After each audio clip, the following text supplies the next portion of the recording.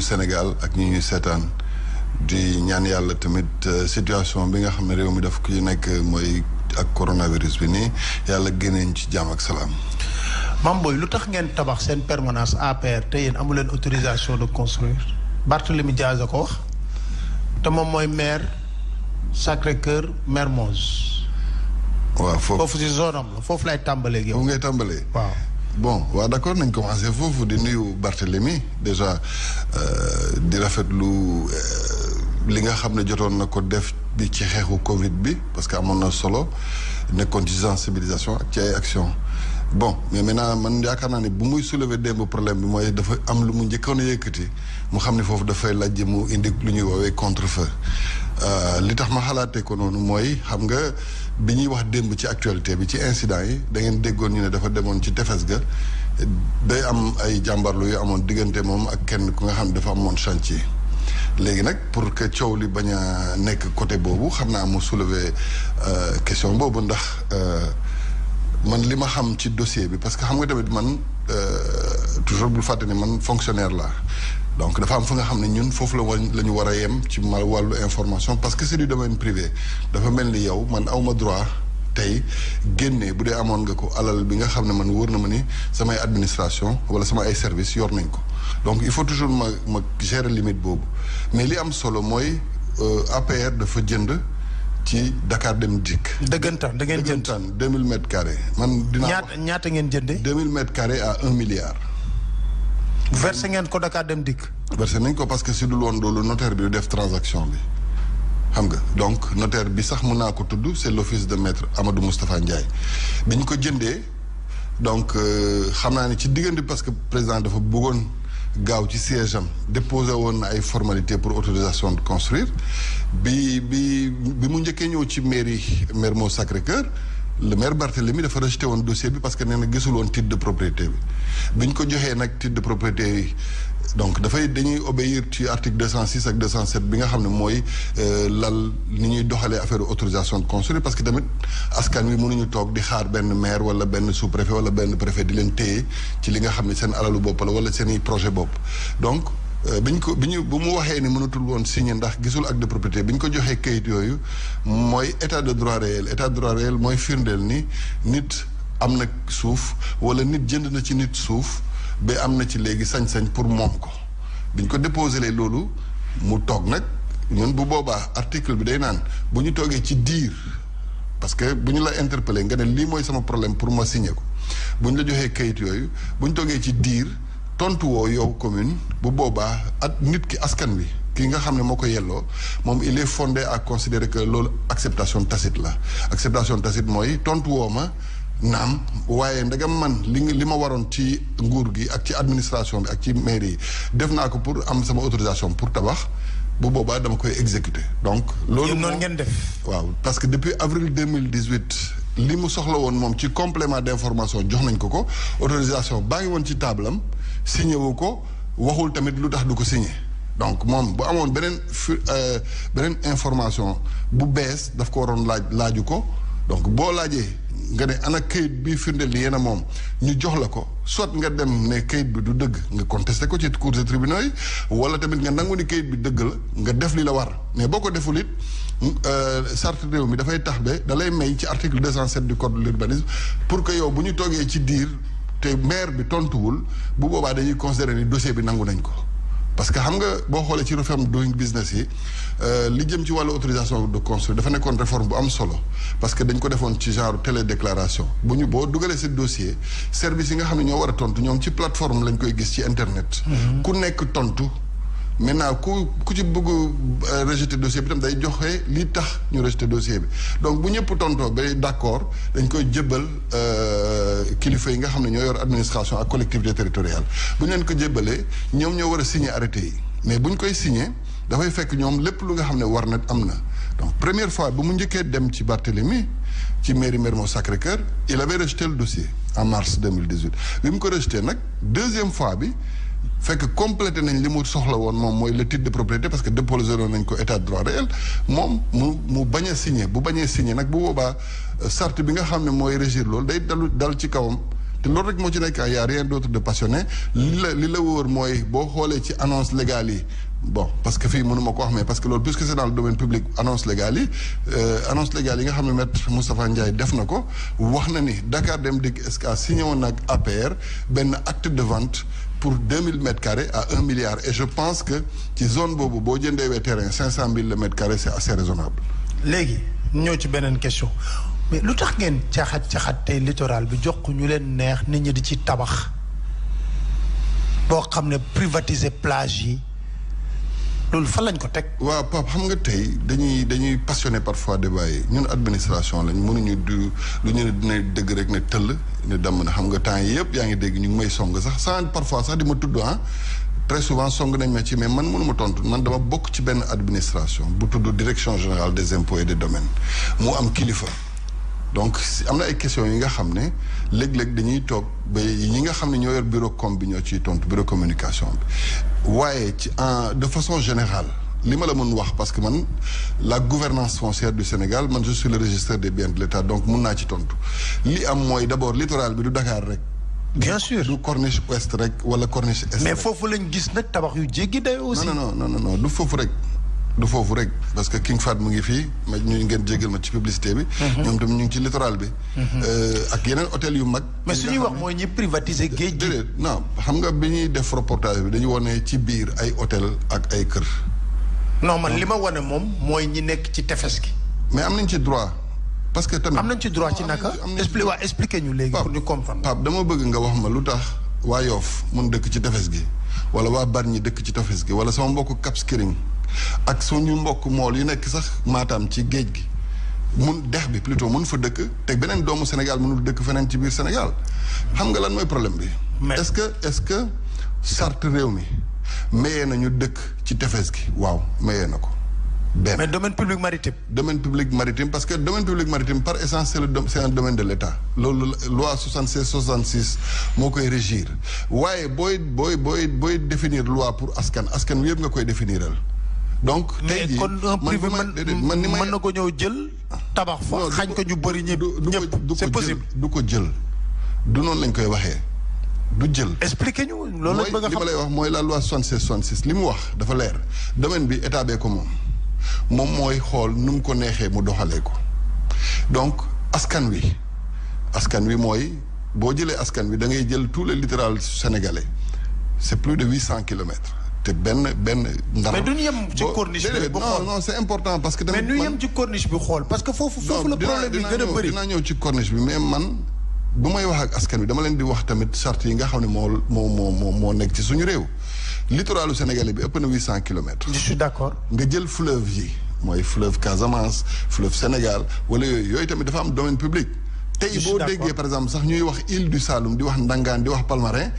c'est parce que wala Jifeer c'est parce que foofu littoral la tamit mais nit yi dañoo ñëw investir parce que littoral muy Sénégal muy Amérique boo déggee ñuy wax Miami tey wala ñuy wax Copacabana. c'est parce que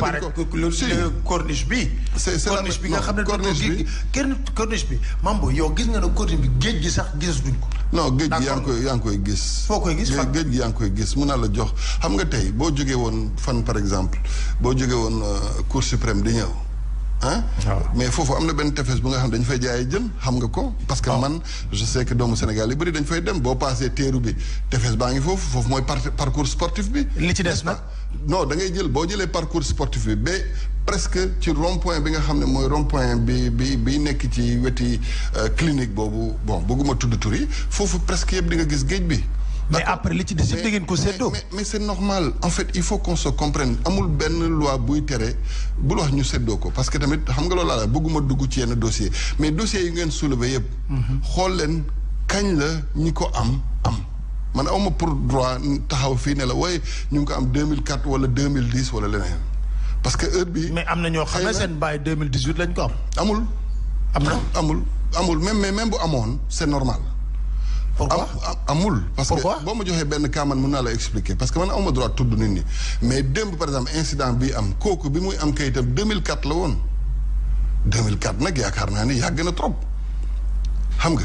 am kayitam 2004. mais xam nga lu ma jaaxal ci loolu am ñi nga xam ne par exemple ci Far Mamel yi loolu lotissement boobu 2010 la woon xam nga donc. mais lu tax président Macky Sall ñëwoon ba muy visiter ne promettre Sénégalais ne loolu yëpp da koy arrêter pour audit foncier bi lu tax. li président mun def moom loolu la actuellement ministre de l'urbanisme bëgg a liggéey pour une fois xam nga problème bi littoral bi c'est pas un problème de prise de possession du question ni waruñu ko joxe mais il faut aménager. pour une fois ma gis benn ministre bu yor urbanisme ne damay aménager la corniche te moom mu ngi valider plan d'aménagement bu mu am ci corniche bi loolu mooy décision bu jëm ci wàllu gouvernance mais président Macky Sall mënul ñëw fekk ay doomu Sénégal yi nga xam ne am nañ këyit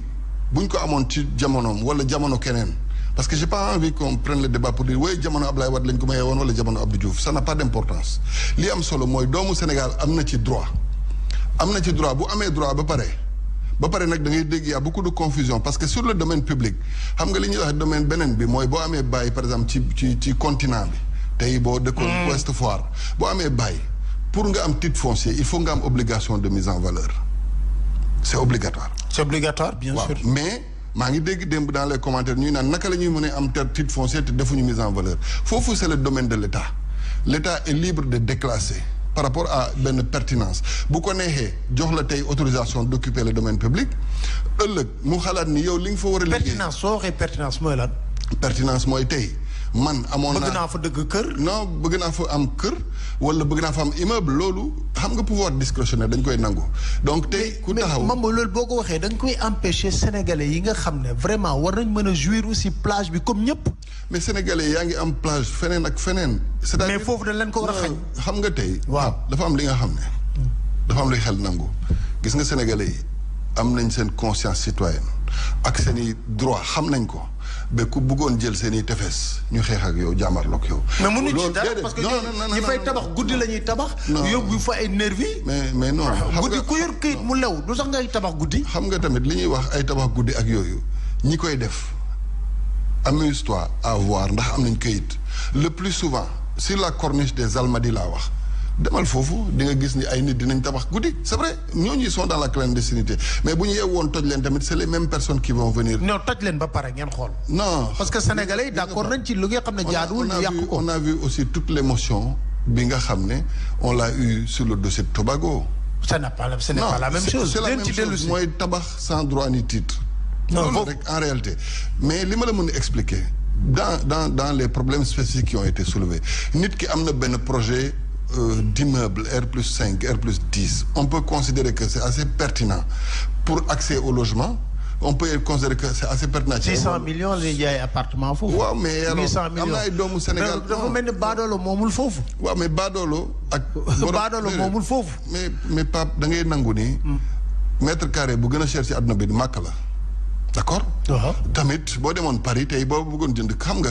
ku nekk ak li mu yellool mais maintenant fi baadoolo bi amee baal ma ci kaddu gi yaa ko waxee noonu ma leen ma jaar ci kaddu gi. non parce que dañu seetlu foofu ñu fa am ñëpp c'est des pontes de la République. des hommes d'affaires loolu la lu ñuy woowee pont lan mooy pont de la République. mooy man aw ma fa man bëggoon naa fa am mais aw ma fa te bu ma ko amoon tabax ko dañuy waxante dëgg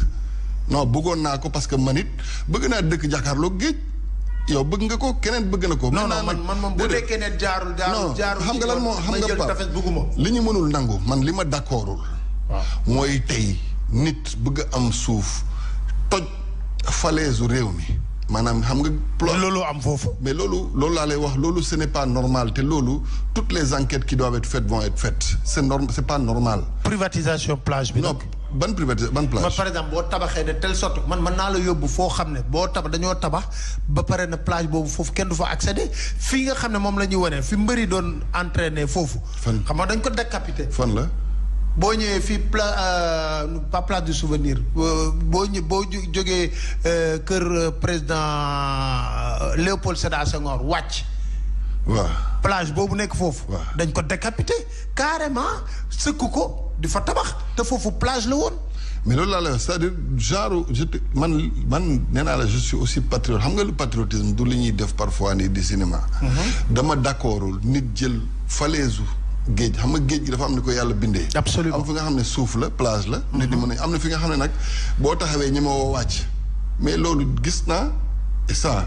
quand même tournée bi ñu def wane na ko gis naa ay nit yi nga xam ne dañ doon toj falaise bi te loolu toutes les mesures qui doivent être prises vont être prises parce que kilifa gi njiitu réew mi moo ne du dëgg du yoon parce que moom mu ngi anticiper sur des questions yi nga xam ne tey jii mu ngi jëm ci faaru mamel yi parce que faaru mamel yi tey li am mooy y a eu des personnes qui ont eu des acquisitions dedans mais amuñu benn droit di toj faar bi. parce que quand on voit que pratiquement foofu ñi fa dëkk ñëpp. c'est pour s'enrichir. la ñuy tabaxee ay kii am kër tabax ko immeuble nekk jàkkaarloog. mais yow buñ fa jox. mais ça wala dañuy jël benn kilifa diina bu mag jox ko fa. la ca des assiette bi yëpp ñu seetlu. non Pape xoolal ni il y a eu des investissements pertinents yi nga xam ne def nañ ko ci corniche ouest bi wax naa la ay turu ay hôtel du dëgg wax mais boo jëlee sax même fu ndaw xale yi tey di foowee Magic Land yooyu yëpp c'est des. dañ koy soxla ci réew il faut pas aussi qu'on se voile la face pour di tefes gi kenn ko laal kenn ko dañ koy war a laal c'est normal maintenant nañ ko teg ci yoon mooy aménager ko xam ne lii xel nangu na ko fii di nga ko bàyyee askan wi pour ñu fay tàggat seen i bopp fii dinañ ko mun defar pour ay xale dafa foo fii dinañ ko mun defar pour ay restaurant wala yu demee noonu il faut que mu nekk benn approche bu pertinente te loolu laay xaar man mais li nga fi fekk fii nga ko fekk boo ko fi waroon jëlee état bi xëy na sax amul xaalis pour fay ko. parce que tey am na yi nga xam ne ñu ngi leen di tudd mais ils ont investi des centaines de milliards ci seen i projet boo leen war a jëlee foofu da nga leen di fay xaalis boobu ñun amuñu xaalis boobu il faut juste que ñu def plaidoyer boobu pour le vote de la loi sur le littoral en même temps ñu accompagner ministère bi nga xam ne moo yor wàllu aménagement territoire bi mooy ay surtout ay urbanisme ak yooyu ñu teg seen plan d'aménagement bi. te loolu Tobago fan ngeen ci toll. Tobago pare nañ ci li gënoon a métti xam nga Tobago dafa nekk situation bi nga xam ne njiitu réew mi daf ko tenir à cœur parce que. fan la leen di recaser dañoo juum ñu ngi leen di recaser ci périmètre aéroport bi parce que aujourd'hui foofu ci bëri na coow de. non xam nga périmètre aéroport bi dafa am zone yi nga xam ne. bi ñu leen di njëkk a tànnal zone après parce que tamit am na ñi nga xam ne ñoo yor kaaraange njiitu réew mi ñoom dañoo d'accordul woon bu ñu xamee ni foofu la woon mais biñ koy xam c'était un peu tard fekk joxe nañu ay kayit donc malheureusement. bi ñu ñëwee ba ci biir ñu ci bëri si ñoom amoon na seen i kayit mais mënuñu woon prendre possession ndax militaire nee nañ ñoom du ñu nangu lii laal kaaraange njiitu réew mi parce que kaaraange njiitu réew mooy kaaraange réew après ci lañ toggee ak ñoom justement ñoom ñëpp mooy gendarmerie ci d'ailleurs réunion yi fii lañ ko doon defee seen wetu Sen TV fii Descos gendarmerie ñëw armée nationale ñëw cadastre ñëw urbanisme ñëw aménagement ñëw ñun ñëpp ak ASECNA ak ñi ngànk aéroport bi ñu toog xool fi nga xam ne mun nañ ko jël ci zone boobu pour ñu mun ko aménager ñu delloo fa waa Tobago parce que loolu c'est une question bu nga xam ne elle fait très mal ci diggante bi am nañu ci génn àdduna ci diggante bi am na ñi nga xam ne seen sëy fan léegi am ngeen zone am nañ zone bi ñu ngi joxe seen i kayit ñoom xam nañ parce que ils sont bien organisés ils sont organisés autour d'un bureau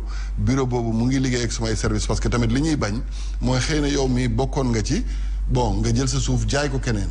après nga ñëw ñu joxaat la donc dafa am formalité yi nga xam ne boo ñëwee bu ñu la identifier dañ lay yóbbu ci conservation foncière bi kooku mooy wax ni suuf bi Pape Alé dañ ko fayoon Tobago mais ba léegi turam moo ci nekk donc ñoom ñu ngi def vérification yooyu donc ñu ngi leen di jox seen kayit képp ku nga xam ne il est en règle maanaam jaayul ci diggante bi te nga bokkoon ci sinistre yi ñu ngi koy jox ay kayitam. yaa ngi dégg coowul littoralu Guédiawaye bi. oui mais littoralu Guédiawaye bi aussi il faut que filao yi fa dagg ak yooyu yëpp gis nga Pape ak Lac Rose dama lay boole kay Lac Rose Malika ak Guédiawaye zone boobu mais ma ne Pape foofu c'est un projet pertinent. Pourquoi xam nga lu tax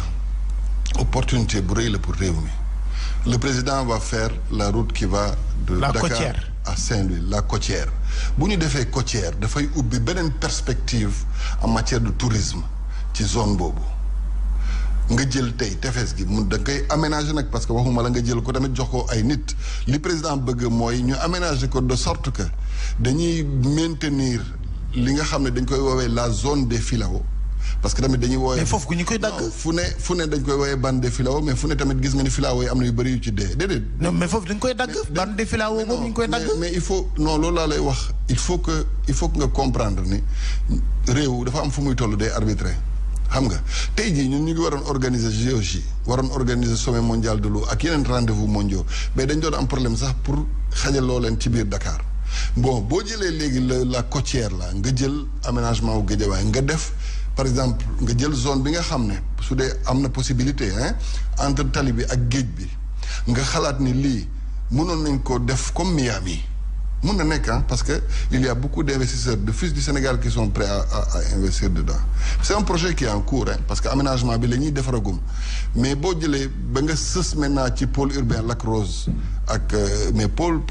urbain Lac Rose beneen dimension la parce que notre pays boo déggee. mais sax xam nga ne Lac Rose patrimoine culturel classé la de l'UNESCO. non waxuma la lac bi. mais lac bi la ñuy commencé dagg nag non li ñuy lac bi ñi fa dëkk bu ñu fay dëkk yàgg na. aussi il faut le dire. mais dafa am ñu fa ñëw léegi di fa tabax ay habitation ñoo xam ne dañ leen fa daggal suuf bugguma tudd société mu mel ne dama leen di incriminer parce que man dama am remonté defar maa ngi fay waajee ñëw. xam Pape non defoon nga ci benn reportage bu pertinent maa ngi koy fàttaliku c'était sur l'agression des filaos. yaa ngi xam ne yaa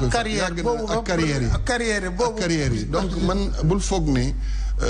ñun nekkuñu fi pour di leen critiquer. parce que tamit li ki nekk di liggéey soxla mooy information mais bi nga ko defee yow xam nga ni am na lu bëri lu mu jur ci ay mesures de sauvegarde du dëgg. je suis d'accord donc mais léegi dañu recommencer waat non recommencer mooy bul fàtte ni tamit zone yu bëri di ngeen dégg fii ñuy ŋàññu nguur gi fekk en général parfois soit nit ñi am nañu ay kayit bu yàgg wala le plus souvent ay collectivités territoriales am nañ sañ-sañ joxe seen i suuf. audit foncier bu ñu diggoon moom defu ko audit foncier. xam nga boo koy def dafay laaj procédure yu bëri mais les conséquences il faut toujours xam nga tey bu ñuy defar même autoroute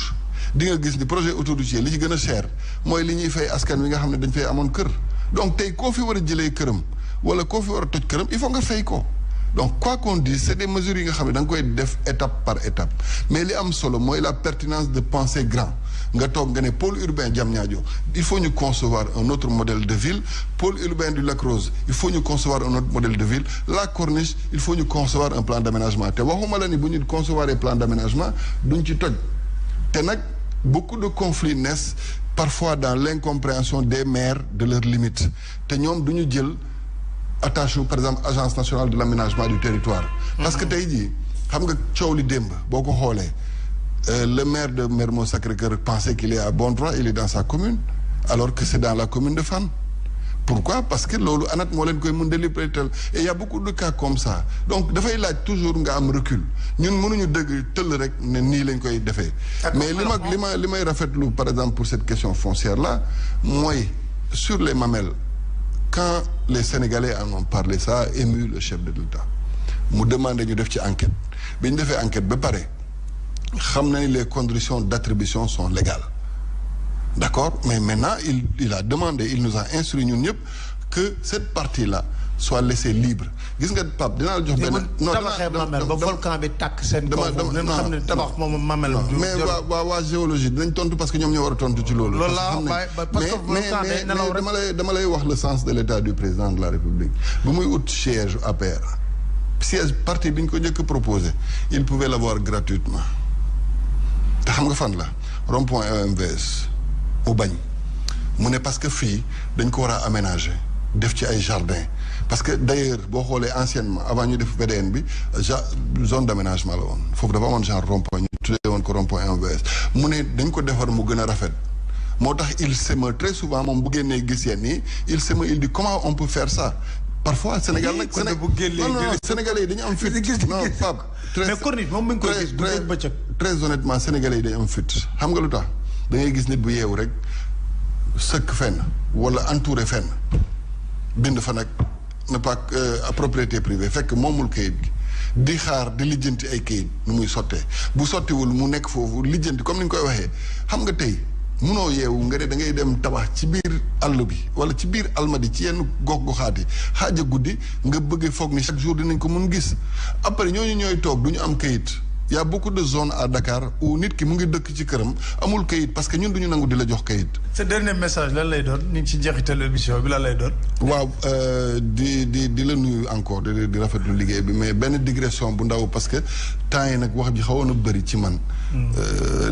jëm nag surtout ci sama ay relation ak ki nga xam ne tey mooy suma kilifa ci wàllu liggéey bi mooy le ministre des finances Abdoulaye Daouda Diallo. dégg naa yéen ñaar jubóowu la. waaw non jubóo nañ yàlla xam na ni man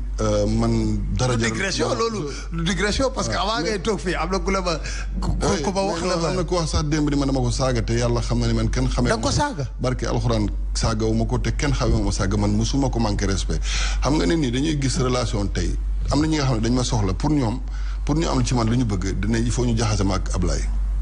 bu ñuy dem ci Ablaye bu lu ñu soxla ci moom it il faut ñu jaxase ko ak man donc finalement loolu indi woon ay xeeroo mais yàlla xam na ni maag moom musuñu wax ba mu yëkkati baat wala ma yëkkati baat ndax suñu diggante buñ koy seex ay ñaari fukki at ci ginnaaw la woon.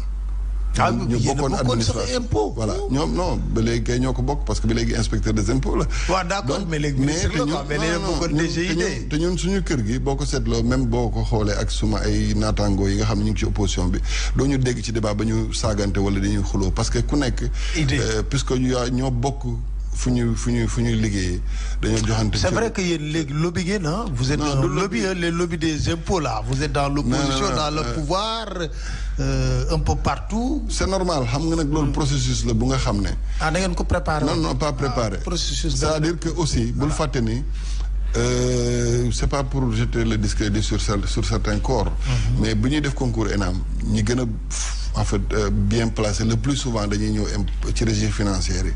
ok d'accord ñëw impôt et domaine donc tamit ça veut dire que à la base ce sont des éléments brillants mais ñu toogoon nag di dund ci suñu ay avantages parce que ku nekk impôt et domaine soxlawul politique pour dund bu dee dund rek moo la ñor mais ñu amaat beneen génération nag ci biir ma bokk ci Ousmane Sonko bokk ci. xam nga ak suñu ay copains ay Mamadou Ndiaye Pape Oumar Diallo. bu ma limee jum ak Feu Isaaxa Diallo. ñoo ñaan après la ñëw. xam nga suñu génération boobu ñoo créé syndicat bi ñuy créé syndicat bi on avait dit te là on y croyait fortement que ñun suñu compétence warul yem rek ci bloc fiscal. waroon nañ tamit mettre suñu compétence au service du pays. loolu nag c'est cet idéal là aujourd'hui qui a fait que beaucoup d'entre nous sont entrés en politique ci suñu yi nga xam ne ñooñu lañ ci gën a ràññee y a notre frère Amadou Ba qui est ministre des Affaires étrangères il y a le ministre des Finances et du Budget Abdoulaye Daouda Diallo il y a eu même par ailleurs Birima Mangara xam nga te loolu ñoom ñëpp ils nous doivent quelque chose parce que ñun ñoo leen gëmloo woon ni nos compétences et nos talents pouvaient servir le pays dans d'autres administrations et c'est ça qui est aujourd'hui le fruit de ce que vous voyez te donc loolu sant yàlla la may nuyu nag waa impôt et domaine yëpp di nuyu Sénégal di kontaan ci sa invitation. merci beaucoup Mame Boye Diao ñi rafetlu sa teewaay fii ci émission Face à Pape Alé di sant di gërëm mbokku téléspectateurs yi di leen dig daje àllarba ak beneen gan seen biir émission Face à Pape Alé seen chaîne de télévision la Sen TV incha allah jërë ngeen jëf. CCBM Automobile, représentant exclusif de la marque Volkswagen, d'origine allemande, numéro 1 des ventes en Europe, et le Gridwall, numéro 1 des ventes en Chine. ak Wizall Money yónneel te jot xaalis fépp ci Sénégal moo leen doon may Face à Pape Alé.